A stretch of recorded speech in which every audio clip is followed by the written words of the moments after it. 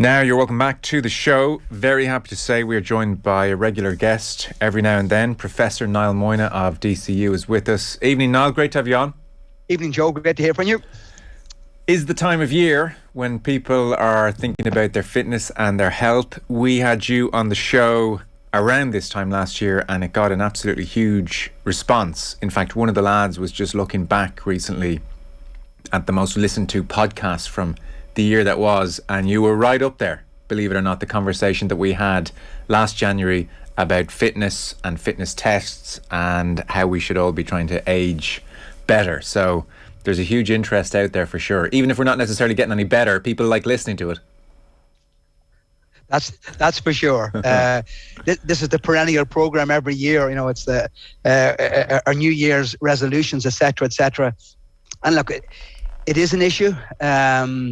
You know, and it's funny, and I was just thinking before going on air, and the more you think about it, you know, engaging in voluntary physical activity for the sake of health and fitness is really a bizarre, modern, optional behaviour. This is only 100 years old. We didn't exercise for our health because we didn't have to. You know, so think about that. We're not even programmed to be physically active optionally. We try to conserve our energy because for thousands of years we spent most of the day being physically active. So we come home and we sit down and try to conserve it. So it is difficult. We're not hardwired to be physically active. So for those who are not regularly active, it is difficult, and it's those first steps. And it's funny, if you go back and look at, you know, our ancestors who hunted and gathered, and still many tribes do today, what was unique about them is that they did it as a community, and they did it to survive. Part of it was for fun, but it was always done in groups.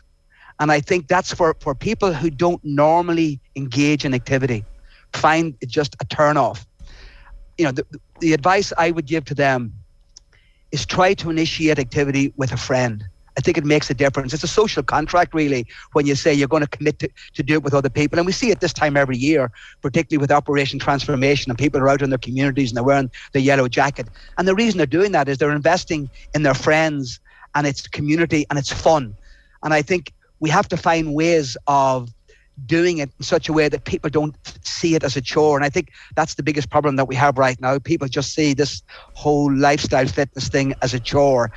And, you know, another simple example would be, imagine if we had in our walkways in our cities that we had streets where it was actually lined with trees, and it was enjoyable to walk down a tree-lined street in our cities and in our towns. And there are the small things. We've done brilliant work with our canals and our walkways.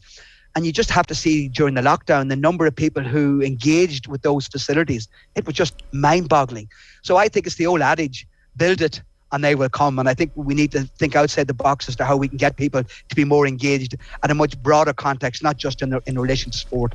Yeah, and look, I'm sure Aisling Murphy is in our thoughts. Safety is obviously an issue for one gender in particular, which is a very unfortunate situation, but we've talked a lot about that, so we'll just acknowledge that point and continue with the discussion. On your point about it being a modern phenomenon, I mean, that is very true. As you were saying that, I was thinking of Ron Burgundy in Anchorman saying, have you heard about this new crazy jogging? Silent J, apparently you just run. You know, so these are modern requirements for modern times. We're going to divide this chat up into two parts. In part two, give or take, we will go through the fitness test, really, which you put together and devised, because there is no, or certainly when you put it together last year, there was no official standardised national fitness test. And the fitness test you've devised, we alluded to it last year. It's very easy. You can do a lot of it at home, and it will give you a real sense of where you are for your gender, for your age.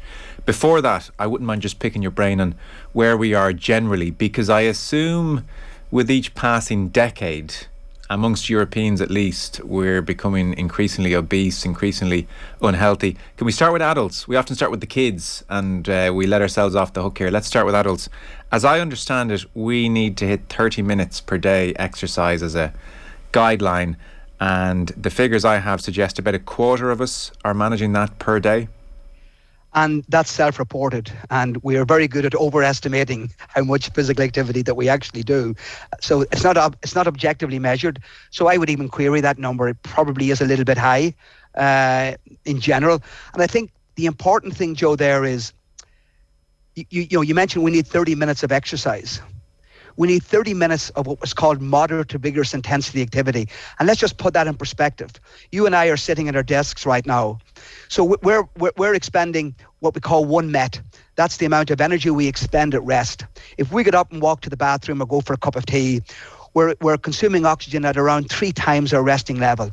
So that's 3 METs. It's recommended that we exercise between 3 and 6, and that's going for a brisk walk. This is not running or jogging or cycling. This is just being active. 30 minutes of being physically active. I think that's the important point here. It's not about organised exercise. It can be unstructured activity that you can accumulate throughout the day.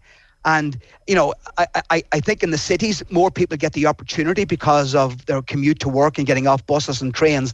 And it's amazing, even from getting off a train and walking to your office, that could be 10 minutes to the office and 10 minutes back. That's 20 minutes a day. And we're only asking people to get 30 minutes of that. And, our statistics tell us that only 1 in 4 of us, or maybe even 1 in 5 of us, are only attaining those numbers. So it isn't a really difficult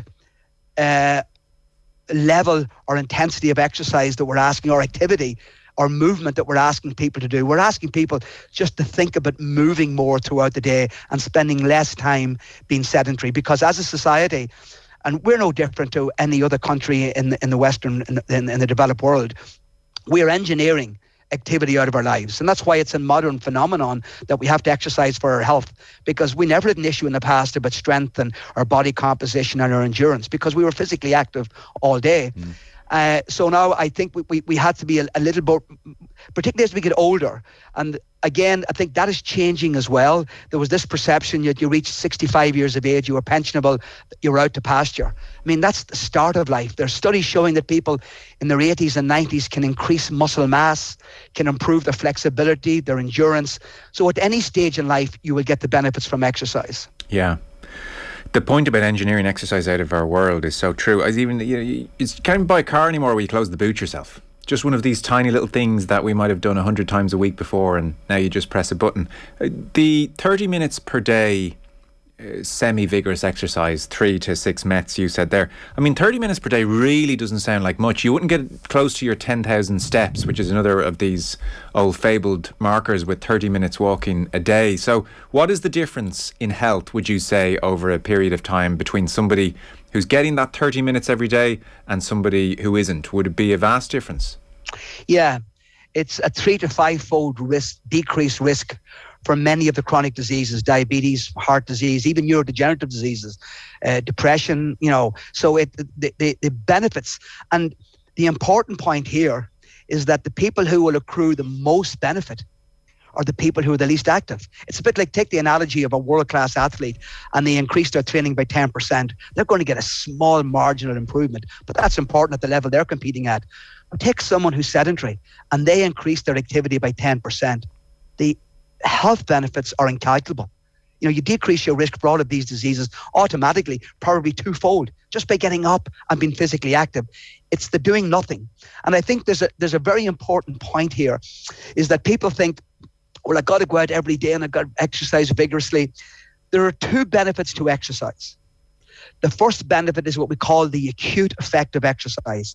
So if I go out at lunchtime and I go for a 15-minute walk, 20-minute walk, and I come back to the office, because of that 20-minute walk, number one, I've reduced my blood pressure. There's less fat circulating in my bloodstream. My immune system is charged up just from that 20-minute walk. My blood vessels are healthier and I feel better because of all the neurochemicals that were released in my brain. And there's lots of other benefits. That's the acute effect of just doing a single bout. And then if we do it repetitively, the bout starts to feel a lot easier. And the reason for that is our heart is getting bigger, it's getting more efficient, our muscles are getting more efficient, and we're becoming fitter. And it means that we have to exercise even harder to feel the same degree of difficulty. So it's important that people realize that you do get these acute effects, and actually we lose them. So, for example, if I go out for a 30-minute run, my blood pressure lowers, my blood pressure will creep back up. So the next morning it's back up again. But if I go out again, it pulls it back down, and the fat in my blood. Right. So these are called the acute effects, and they are very, very, very important. And any form of activity will result in those. And then obviously the chronic effects of it is by doing it regularly. And I think we have conflated for many years, we have conflated this notion about sport, exercise and health. And now people think unless you play sport and you're doing it very hard, there's probably no benefit. And I think we have to educate the public that they're the extreme. They're the real extreme. In fact, you don't have to do anywhere near the same amount of activity as they do in order to attain enormous health benefits. And as I said, the health benefits are amazing by doing something compared to doing nothing. That point very much taken. It is a little too simple almost to say, well, 30 minutes and that'll see me right. So the point I'm about to make will come up again when we're talking about the fitness test later on. But I remember our conversation last year. Do you know, the big thing I took, for instance, from our conversation last year, and it was more personal to me, was how once most of us effectively stop organised sport, we never use our fast twitch fibres again. We never sprint again. How often as an adult in your 30s, 40s and older do you sprint? When's the last time anybody sprinted? And so I would go for a run around local pitch, and I started on the basis of your point that if you don't use the fast twitch fibres, they dislodge from your nerves, they disappear and you can never get them back. I started working in shuttle sprints at the end of a run just to try and cling on to whatever I have. So things like speed, things like flexibility, things like strength training, all crucial as well. They're not going to be served by a 30-minute walk. So give us a sense of what you'd prioritise on those fronts, like flexibility, like fast twitch muscles, like strength training as we get older. Yeah, and that's a very good point, and obviously we're going to talk about that later on. You know, when we talk about fitness, we have to be very clear in our own heads what we mean in relation to fitness. There's fitness for health and there's fitness for sport, and they're two totally different constructs. In fact, even within sport, fitness to play rugby is very, very different to fitness to be a world-class swimmer. They're still sports, but the fitness requirements are different. But when it comes to health, it's pretty universal. There are 4 components that all of us need to work on as we age. And they're called health-related fitness components because they relate to all of our abilities to be able to perform activities of daily living, like walking up and down the stairs, making a cup of tea, going to the bathroom, things that we now take for granted. There's a minimal fitness that's required to do those. And then also, if you have this minimal health-related fitness, it reduces your risk for current disease and certainly for premature disease and for dying early. So it reduces our risk for disease and it allows us to perform activities of daily living. Those 4 health-related components are optimal strength and endurance. And again, it comes back to the fast twitch fibre analogy. As we age, we don't lift things anymore. We think, we're old, we shouldn't be doing that. We can still maintain our muscle mass as we age. It does become a little bit more difficult. We develop what's called anabolic resistance. So we don't get the same bang for our buck when we were younger. But with optimal nutrition and resistance, we can maintain a lot of our muscle mass. But a lot of us, because of our inactivity, our muscles are just wasting. We might as well be on zero gravity. So that's strength. The second one is that cardiovascular fitness. That's what the walking does. That's 30 minutes of moderate to vigorous intensity activity. Yeah. And I should say the current guidelines, though, clearly indicate that you should do a minimum of 2 resistance training sessions a week if you're an adult. So that's the current guideline. So it's clearly in there. So you have strength, you have endurance. The third then is an ideal body composition, that we're not carrying excess fat, particularly in the midsection, which can result in cardiometabolic diseases.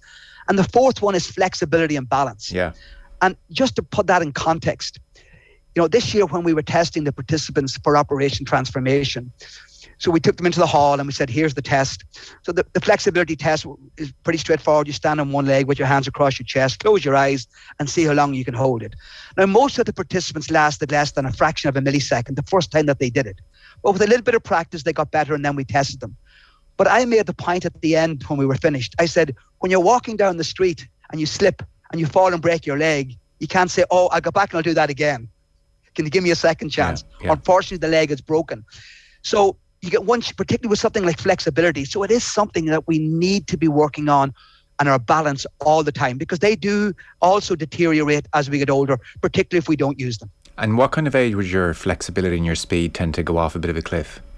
Well, it varies. I mean, obviously, we start to primary aging starts between the ages of 30 and 40. It certainly accelerates after the age of 40. In males, obviously, our testosterone levels start to decrease dramatically after the age of 40. So probably after the age of 30, that's primary aging.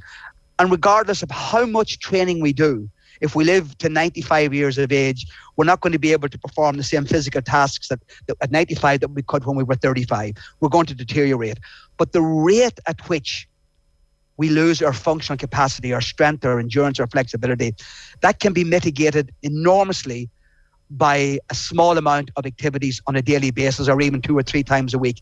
That can make an enormous difference to the rate of decay of that curve, that functional rate of functional capacity, the decline in functional capacity. Okay. So that's adults and our general fitness. Kids and teenagers, so national school kids, for instance, we touched on this with you last year, and it led to a big discussion then for guts of a week on the show. So I checked last year, the figures I had were from the HSE as part of a WHO initiative from late 2020. 1 in every 5 Irish primary school child is overweight, which actually I have jotted in here was something of an improvement, even though it sounds quite alarming. The big point which came out of our conversation last year was the very ad hoc nature of PE, physical education, at national schools. So we all know what we should be doing, but we, I think, increasingly understand that the days of go out onto the street there and play and come back for your dinner are gone. And so, unfortunately or otherwise, we maybe are more reliant on the state intervening a touch, especially when they have our children for 6-7 hours a day, and it's such a dark country for so much of the year. The lack of a national PE school, a dedicated PE plan just jumped out. Like we had so much anecdotal evidence. We had texts in saying, oh, well, there was an issue with plumbing in our gym, so there was no PE for months at a time in our place, or there was no PE for our child for 3 weeks because they had to catch up on religion. And a bunch of teachers texting to say, have you seen how crammed the syllabus is? There's just no room in a lot of cases as well. And then, of course, there's teachers who, if your teacher's into sport, you might have good PE as a national school child. If your teacher's not into sport, it may slip away. And I brought this up with Micheál Martin and raised the possibility of, can we just get PE teachers trained at national school level, and they can serve 1, 2, 3, 4 schools in an area, and we start prioritising this ahead of certain other subjects. And he said he'd look into it, and we'll see if it's ever looked into. But in terms of the pre-teen children, that seemed to us, Niall, like the area where we could make gains incredibly quickly. Yeah, well, I think there are 2 issues here. I think obviously there is a deficiency, and we've seen that from some of the studies looking at motor skills in prepubescent international school kids. And what we're finding out now is, I think I made this point before, it's like arriving into secondary school and being asked to do geometry or trigonometry and not having done sums and arithmetic. It's pretty analogous. You know, with many of these kids arriving to secondary school and they're expected to take part in a secondary school curriculum where they don't have the basic prerequisites to take part. And going back to the model, we have a model. In fact, after last year's programme, I took it upon myself to walk around past national schools at lunchtime. And I was amazed with the activity of the kids. It's amazing when you leave a child on their own, how active they are. Maybe we're making it too difficult. We're making something that's fun and enjoyable for kids, and we're looking at it through the eyes of an adult. We have to look at this through the eyes of children and the types of activities that they like. We're trying to formalize everything. Kids don't wake up in the morning and go out for a 5-kilometer run around it. They don't do that. They're like rats. They run, they stop, they start. And you go to any playground, primary school playground at lunchtime, boys or girls, look at the activity. You see very few children sitting on the ground, staring at each other or playing games. Even in this modern world, the schools that I visited, the kids were playing, they were running, they were playing tag, or they were just walking around themselves. And maybe it's that simple. Are we complicating it more than we need to be? Yes, there are certain fundamental skills that kids are going to have if they're going to learn certain sports, racket sports or team sports, and that's also understandable. But I think in many ways, we have such a phenomenal infrastructure of clubs in this country. We are so lucky. So I'm not 100, and we've seen many of them coming even into our schools. But maybe could we turn it and not even use the word physical education in primary school, something like activity and wellness. Yeah. Let's get out there. It's about reducing your anxiety, feel better about yourself. And if you do it standing up or if you do it doing cartwheels, who cares? So I think we're making it, I think, a little bit more complicated than it needs to be. Let's use the model. The model, I grew up in the 60s and, we ran home for lunch, ran back and played in the schoolyard. But the schoolyard was a fun place. And I think the schoolyard, for the most part, is still a fun place.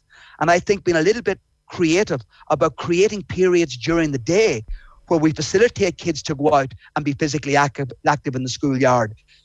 Just leave the raw resources out there. It's amazing how intuitive kids can be and how active they will be if you provide the environment. It goes back to build it, and they will come. Yeah. No, I don't doubt it. We did have a text last year. I don't know how widespread this is, saying that running was banned at lunchtime in one primary school for insurance reasons. I don't know how widespread that is. Yeah, it's an issue that is brought up regularly. I do believe that in the last 4 to 5 years, the court system has been taking a very, very dim view on some of these issues. Okay. And I think a lot of them are being thrown out. Okay. I think that's basically what I've been told, and I think that is what's happening on the ground. Okay. Teenagers then. So Irish Health Schools Fitness Challenge 2017. It's interesting. What this discovered is that 33% of 16-year-old girls did not meet the fitness levels that could help prevent disease. So 33% of 16-year-old girls did not meet the fitness levels that could help prevent disease. You might assume the boys were better. They weren't. 40% of 16-year-old boys did not meet those same fitness levels. So 1 in 8 adolescents are hitting the 60 minutes of daily exercise. So again, where are we when it comes to our teens? Are we all pretty much in line with what's going on in most of the continent at this stage? Well, in a way, obviously we live in Europe, so we're very similar to other countries. But in many ways, it's a race to the bottom, because we've collected data now on 115,000 transition year kids, and we've just collected data on 500 first year students. So we put a heart rate monitor on them when they were doing the bleep test to make sure that they really give us the maximal effort. We measured the blood pressure, their body composition, and we did ultrasound imaging. So we have all of this data now. We haven't forensically examined it. But my gut guesstimation is, and it's hard to make, a general statement for the whole country, we're not in a bad place. Particularly at primary school, we're not the worst in the world. I think if you look compared to European standards, we're pretty good. But the problem is we don't have standards. There's no national standards. And this is my issue all along, that if you're a parent and you go to a parent-teacher meeting, I would love the physical education teacher, whoever it is, come up and say to me, we do a battery of tests every year. Your kid ranks in the bottom 20 percentile, and if they don't improve this, they're at increased risk of developing diabetes, or they're already on the way to developing diabetes. We need to intervene in a nice, positive way. But we don't know what the standards are. And one of the things that we're trying to do now is to develop standards so that a first-year boy or a third-year girl, if they do a specific test in a school, they know there's the minimum, there's the bottom 20%, there's the top 25%. And it tends to be, Joe, it's the bottom 25%. They're the ones that in all of our studies we show, they're the ones that have the increased blood pressure, evidence of vascular disease, overweight. We see that. And they're the folks, if they did any form of activity, they would reduce their risk dramatically. We tend to spend all of our energy on the kids who are already active. And we see the exact same thing in the workplace. I give talks to many companies, and the people who show up at these talks are the worried well. The people who are 2 bikes and 2 smartwatches, they're exercising twice a day. But the bottom 25%, the people who, by engaging at any level, will have tremendous benefits, don't show up. It's the same in secondary school. And it's interesting, Joe, in one of the schools we went to this year, and this resonated with me. Yeah. Because of COVID, the girls were not allowed to use they had to come with their school uniform because of COVID. Because of that, more girls engaged in physical education. Isn't that amazing? The very thought of going into a dressing room and having to change in front of their peers was an issue. So they're the small things. And if we start looking at and ask the kids, what are the issues? What are the things that are precluding you from being regularly engaged in activity? And if that's a small thing, and allowing a student to come to school wearing their PE uniform gets them engaged in PE, wow, isn't that phenomenal? Yeah. And the point was made by somebody in the show in the last week. I can't even quite remember who made it. but that even the dresses that schoolgirls wearing don't lend themselves to cycling to school. Things like Correct. that maybe we're not thinking about enough. Where does social class come into it? Because we do obviously talk about gender a lot, but I would presume, like if I was a betting person, I remember being at an ESRI presentation and social class did come into it. I would think that the brother and sister in some leafy, nice part of the world are more likely to be both playing sport and have more in common with each other than along gendered lines of a less prosperous area. I would think the boy and the girl in the nice area are more likely to play sport than just the two boys in a nice area and a less prosperous area. Yeah, that is true. Now, we do have some preliminary data from the Irish Life Health Schools Fitness Challenge. Now, it is preliminary. It hasn't gone for peer review yet. But what our data shows us, that if you're a girl and you go to a DESH school, you are about 4 to 5 times less likely to meet the minimum fitness standard for optimal cardiovascular health compared to a girl going to a private secondary school. Which is just a dreadful thought. That's dreadful. Yeah. Just, already they're being disadvantaged in secondary school. Yeah. Now, we have done work in inner city schools here in Dublin. And again, at that level, at first year, these were in first years, this was 3 years ago. And the results weren't that bad. They weren't that far away from what you would see in any school. But the big thing for me from that was, it was just the message they were getting from home was very, very different to kids who were coming from middle class backgrounds. So I think there is a big issue there. And to be fair to government and to be fair to local authorities, they put enormous effort in to try to bridge that gap. But that is it's not just an issue that's we have in Ireland. It's a global issue. It's how to narrow that divide. Okay. Well, Professor Niall Moyna, it was good to get that overview. First of all, we're going to take people through the standardised fitness test, which they can do very easily at home, and it will give them a good sense of where they are for their gender and for their age. And we're going to do that in just one moment. Back with Professor Niall Moyna in a second.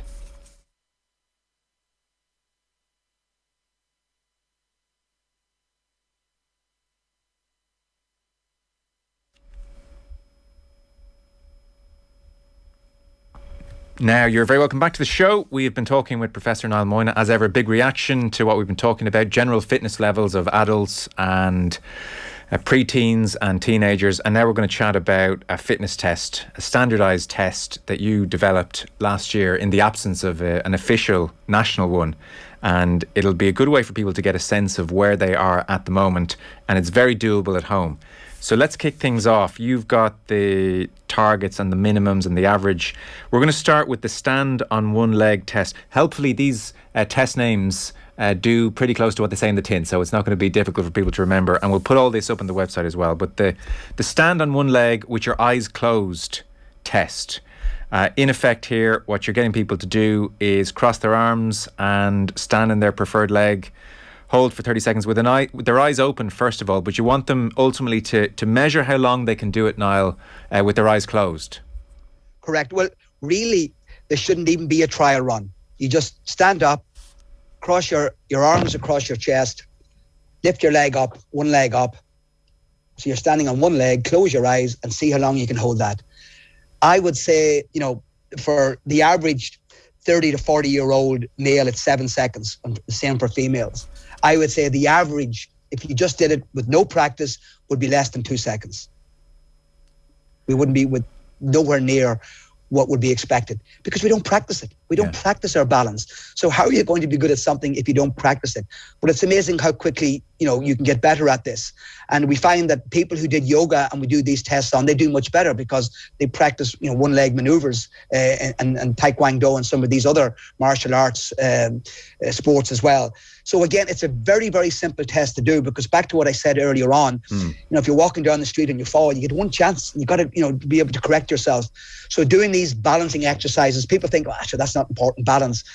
But as we get older, it becomes the risks of falls and fractures in elderly people is a huge risk for both morbidity and mortality. So it's very, very important. At a young age, we start developing and working and maintaining good balance. Okay, so I'll just read out some of these figures. You sent this on to me very helpfully. So for anyone listening, if you're in your 20s and you're male, 8 seconds is the average with your eyes closed, balancing on one leg. If you're female, it's also 8 seconds. Actually, this is one of the few tests where it's regardless of gender. So in your 20s, 8 seconds. In your 30s, 7 seconds. In your 40s, 6 seconds. 50s, 5 seconds. In your 60s, 4 seconds. 70s, 3 seconds.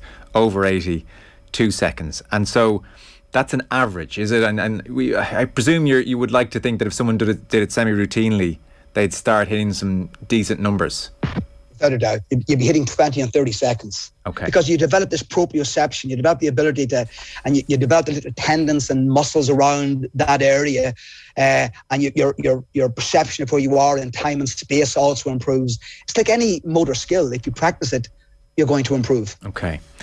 Press-ups then. So we're testing strength here, upper body strength. Males do full press-ups in this test and females do the modified press-ups. Yes, and the modified press-ups is done so you have the knees slightly behind your hips, and you're pushing then onto your arms. And again, we have standards here. And again, the standards decrease. Obviously, the number that would be expected will decrease as you age. So for males, in their 20s, you're talking about, a minimum of 21. These are all minimum scores now. So a minimum of 21. By the time you get to your 80s, you're looking to do a minimum of 4, and that's what would be expected. You're losing muscle mass and strength as we age, and that's the minimum. I've seen 80-year-olds doing 20 of these, so they're well capable of it. And then in women, you start, with 14 in their 20s. The time they get to your 40s, 10 is the minimum. In your 60s, it's 4, and then in your 80s, it's 2. And there again, the important point is they're minimum standards. Yeah. If you don't achieve those, you're certainly in trouble. And this isn't without a time limit. This is just go till exhaustion. Yes, and there's lots of accumulating evidence now that people, what's strength got to do with how long I'm going to live and how healthy I am? It's a really good test of your overall functional capacity. There was a wonderful study done about 3 years ago in firefighters in America, and they found that the firefighters who could do more than 30 push-ups had a 95% reduction in their risk for cardiovascular disease compared to those who couldn't do 30 push-ups. Right. So it's a really good, robust test of your overall functional capacity. And a lot of men will be very surprised and disappointed. A lot of people think, so that's easy. I could easily do 12 push-ups. But to do 12 standard push-ups and to do them correctly, if you don't do it regularly, that can be quite an onerous task. Yeah, well, actually, do them correctly is a very good point to make here. No cheating. Do the presses properly. Get that chest down. Get those elbows bent. Arms parallel with the ground, because we can all do the fake ones. So I'll just give the numbers again.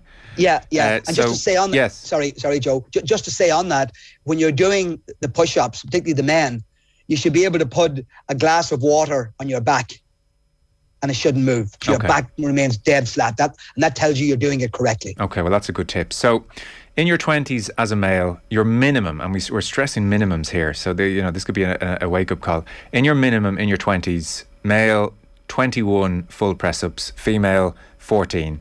Then when you go into your 30s, 16 male push-ups, females 12. Into your 40s, males should be able to do 12, females 10. Into your 50s, males should be able to do 9 minimum and 6 minimum for females. Into your 60s, 7 minimum, 4 minimum for women. And into your 70s, males should be able to do 5 minimum and females 3 minimum.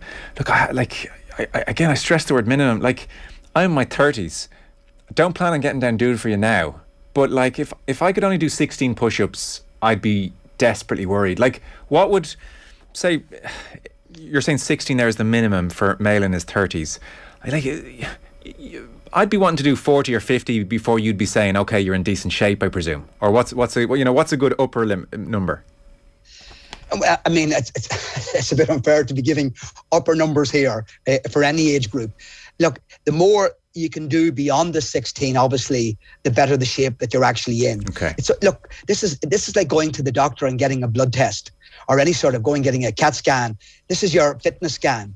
And this is telling you you're 16, you're in the red zone. If you get below 16, you're in the red zone. Okay. And maybe 16 to 20, you're in the amber zone. And maybe above 25, now you're getting into the green zone. So think about it in those terms. Because people are going to have different body shapes and body sizes and different genetic predispositions. So it's very unfair to put an upper number, but certainly you should be meeting the minimum criteria. And people might think, well, it's only 5 in your 70s.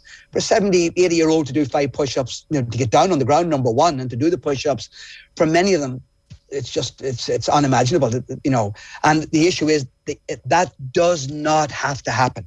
By doing this regularly throughout our life, we can get into our 80s and our 90s and be functionally active, be easily able to do 10 push-ups if we continue to do it throughout our life. Okay, so that's the upper body strength test. Lower body strength test, again, you've devised this, it's great. It's in a way that people can do this at home very, very easily. This is sitting on a chair. It's the sit to stand test. So you can explain what you want people to do. And this is a timed one, unlike the push-ups, which is push till exhaustion. This is how many you can do within 30 seconds. So what do you want people to do here? Just pull out the kitchen chair for starters. Yeah, ideally a chair without handles. So you can't use the handles.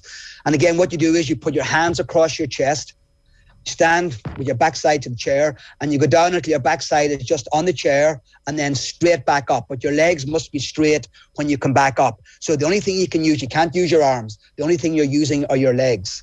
And you time how many you can do. And obviously either time it yourself, but again, have a mirror in front of you to make sure that the technique is right. Because, well, you're only cheating yourself. So again, good technique is important.